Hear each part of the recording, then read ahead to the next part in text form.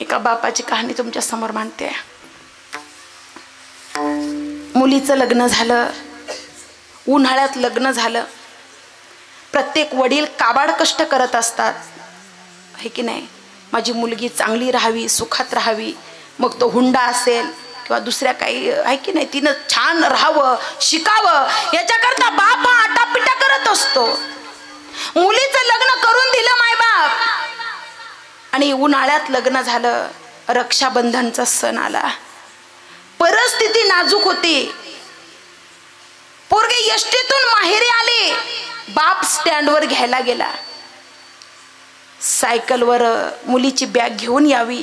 प्रत्येकाला गाडी नाही ना, हे का नाही? जे एसीत प्रवास करतात त्यांना टू व्हीलर वाल्याचं दुःख काय करणार? जे रोज पकवान खातात त्यांना चटणी भाकरीचं दुःख काय करणार महाराज? अरे ज्यांच्याकडे प्रचंड पैसा आहे त्यांना गरिबाचं दुःख कधी कळू शकत नाही महाराज. आणि या जगामध्ये ना गरिबी खूप वाईट आहे. तरुण वर्ग, हाडाची काढ करावी, रक्ताचं पाणी करावं आणि बस. कशा पद्धतीने आपण आपल्या आईवडिलांना सुखी करू शकतो, श्रीमंत आपण कसे होऊ शकतो याचा विचार करावा. 2-3 दिवसापासून एक व्हिडिओ सोशल मीडियावर व्हायरल होतो.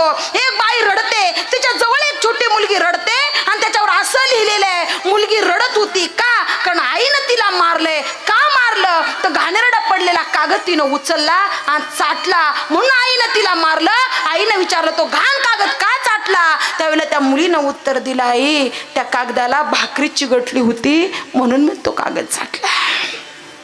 गरिबीचं दुःख नाही कळणार. ज्यांनी अनुभवली त्याला गरिबी त्या ठिकाणी कळते महाराज. स्टँडवर बाप न्यायला गेला की माझी मुलगी, पहिला सण आहे तिचा, येते 2-4 दिवस राहणार आहे. इथं बसलेल्या मुलींना मी सांगेल, बाई तू नाही डॉक्टर, इंजिनियर, कलेक्टर झाली तरी चालेल, पण तुझ्या बापाची मान समाजात खाली जाईल असं कधी वागायचं नाही. माय बरं का तरुण मुलींनी एवढं वाक्य घरी घेऊन जायचं, कारण हत्ती एवढा बाप असतो आपला. अरे जो बाप 22 वर्ष सांभाळतो, 22 दिवस प्रेम झालेल्या मुलावर बरोबर ती मुलगी पळून जाते. 22 वर्षाचं प्रेम मातीत घालते. ही सध्याची परिस्थिती महाराज. मुलीला लांबून बापाला पाहिलं. बापानं सायकल लावली, एसटीच्या दिशेनं बाप येतोय. मुलीनं पाहिलं, बाबाचा चेहरा पडलेला आहे. काय माहिती, खूप लवकर कळतं आपल्याला वातावरण. आपल्या आईच्या चेहऱ्यावरून, वडिलांच्या चेहऱ्यावरून काहीतरी खटकलंय, काहीतरी मनात सलतंय. पोरगी पटकन खाली उतरली. बापानं पोरीची बॅग घेतली. त्या सायकलला मागच्या त्या कॅरेजला त्या ठिकाणी बॅग अडकवली. मुलगी आणि वडील रस्त्यानं चालू लागले. त्यावेळेला मुलगी बोलते, बाबा, कारण आपलं असं आहे ना, लग्नाच्या आधी मुलगी बापासमोर बोलू शकत नाही, पण लग्न झालं का भीती थोडी कमी होते भीती. मुलगी म्हणते, बाबा काही टेन्शन आहे का? काय चेहरा लय पडलाय तुमचा. बाप म्हणतो, नाही ग बाई, काही टेन्शन नाही, उन्हातून आलो ना म्हणून तुला तसं वाटतंय. नेहमी हसणारा माझा बाप, नेहमी माझ्या सुखाचा विचार करणारा माझा बाप, अरे काबाड कष्ट करणारा रात्रंदिवस माझा बाप आज साधा 2 किलोमीटर सायकलवर आला म्हणून त्याचा चेहरा पडू शकत नाही. काहीतरी नक्कीच घडलंय. ते आईला विचारावं लागेल. पोरगी घरी आली. आई किचनमध्ये होती. धावतच गेली आई. मुलीनं आईला मिठी मारली. आईनं डोक्यावरून त्या ठिकाणी हात फिरवला आणि कशी आहे बाई तू? आई मी छान आहे, पण माझ्या प्रश्नाचं उत्तर दे. अगं काय झालं? आई बाबाचा चेहरा लय पडलाय ग. तुझं आणि बाबाचं काय भांडण झालंय काय? नाही ग बाई, भांडण नाही झालं. मग शेजारी कोणाचं झालंय का गावात झालंय? अगं बाई कोणाचंच भांडण नाही झालं. तेवढ्यामध्ये भाऊ आला. काय ग ताडे कधी आली? आत्ताच आले रे दादा. काय रे दादा? पूर्ण गावात फिरतो तू, तुझ्या मित्रांना वगैरे विचार ना, कारण बाबा मला आपले बाबा नाही वाटले, वेगळे वागत होते, चेहरा पडला होता त्यांचा, डोळे भरून येत होते. काही भांडण झालंय का? कुणाला काही बोललेत का?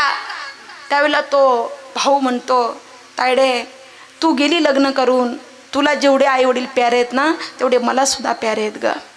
2 दिवस झाले आपले बाबा कोणाशी बोलत नाही, जेवण सुद्धा करत नाही. तू सांगायच्या आधी पूर्ण गावाला मी चक्कर मारून आलो आहे. बाबा कुणाला भेटतात, काय बोलतात, पण कुणाशी भांडण झालं नाही, कुणाला काही बोललेले नाही. पण का काय माहिती ते हसू का गायब झालंय? बाबा मला सुद्धा बोलत बोलत नाही तायडे, फक्त एवढं एक वाक्य आई बोलते, मला म्हटले का मी दीदीला घेऊन येतो, एवढंच वाक्य माझ्याशी बोलले. पण काय माहिती, एक सांगू का, दुःख झालं तर स्त्रीची जात ढसा रडून मोकळी होते, पुरुषाच्या जातीला रडता येत नाही. याचा अर्थ पुरुष दगड आहे असं नाही महाराज. अरे स्त्रीचे जर डोळे रडत असेल तर पुरुषाचं हृदय रडत असतं महाराज. नाही कदाचित कळणार. अरे स्वतःचे मायबाप गेले तरी पटकन पाणी नाही येणार डोळ्यात, पण बहीण वाट जर लावायच्या वेळेला तो भाऊ असा धायमाय मोकलून रडतो महाराज. कारण लहानपण त्याला आठवत असतं. शाळेतून जर घरी आले आणि जर भाकरीचा काला केला तर खायला लागणारी माझी बहीण, मी जर म्हटलं मला भूक लागली म्हणून माझ्याकडे ताट सरकवणारी माझी बहीण आज मला सोडून चालली म्हणून भाऊ रडत असतो, आणि बाप सुद्धा पोरगी चालली म्हणून रडत असतो. पण काय माहिती, दुःख अंतकरणात दाबून धरलंय. असं काय घडलंय कोणालाही माहिती नाही. पण महिला मंडळ, आई तेवढ्यामध्ये काय बोलते, दीदी 3 दिवसापूर्वी सावकार आपल्या घरी आला होता. तुझ्या लग्नासाठी ज्याच्याकडून कर्ज काढलंय त्याचं व्याज देणं झालं नाही. 4 महिने झालेत. तो घरी आला होता. मी काय आत गेले नव्हते, पण पाणी घेऊन चहा घेऊन गेले. त्यावेळेला तो तडा तुझ्या बापाला बोलत होता, आणि तुझा बाप खाली मान घालून ते ऐकत होता. मुलीला कळलं महाराज, मुलीला कळलं की नेमकं आता काय घडणार आहे. मुलगी म्हणली, आई तू आता काळजी नको करू, मला कळलंय नेमकं बाबा का बोलत नाही. महाराज, बाप संध्याकाळी मुलगी आली म्हणून घरी आला. मुलगी बापाला बोलण्याचा प्रयत्न करते, सासरचं काय घडलंय कसं वातावरण सांगण्याचा प्रयत्न करते, पण बाप फक्त मुलीकडे बघतो. त्याचे डोळे भरून येतात. 2 दिवस झाले बापानं काही खाल्लं नाही, म्हणून मुलगी स्वतःच्या हातानं ताट बनवते. बाबा चुपचाप जेवा. बापाच्या मनात विचार आला, सासर अशी पोरगी आहे माझी, मी जर नाही जेवलो तर पोरगी सुद्धा जेवणार नाही. मुलगी सांगते म्हणून बाप आता पोटभर जेवलेला आहे. 2 दिवस बाप झोपलेला नव्हता महाराज. पोरीला कळलं होतं पोरगी आथरून टाकलेलं आहे. बाबा झोपा. सासरवाशीन पोरगी महिला मंडळ बापाच्या पायथ्याला बसून राहिली, रात्रभर झोपली नाही. दुसऱ्या दिवशी रक्षाबंधन होतं. भल्या पहाटे बाप ज्यावेळेला उठतो त्यावेळेला मुलगी आंघोळीला पाणी देते. सकाळचे 9-10 वाजलेले. मुलीनं छान ताट केलं बापाला ओवळण्याकरता, राखी ठेवलेली आहे. अरे लग्नामध्ये जेवढं सोनं आलं ना मायबाप, सगळं सोनं मुलीनं काढलं. जेवढे पैसे लग्नात जमा झाले होते, पर्स मधले सगळे पैसे त्या ताटामध्ये काढले गेले, आणि पोरगी आता बापाला ओवाळते. बापाच्या मस्तकावर मुलीनं गंध लावला. बापाच्या मस्तकावर मुलगी आता तांदूळ लावते. सोनं बापाच्या मस्तकावरून फिरवते. तो कणकेचा गोळा असणारे छोटे छोटे गोळे त्या ठिकाणी फिरवते. पण ऐका ना, गरीब बाप आहे, मुलीचं ताट सुनं कसं जाऊन द्यायचं म्हणून बापानं कोपरीच्या खिशात हात घातला.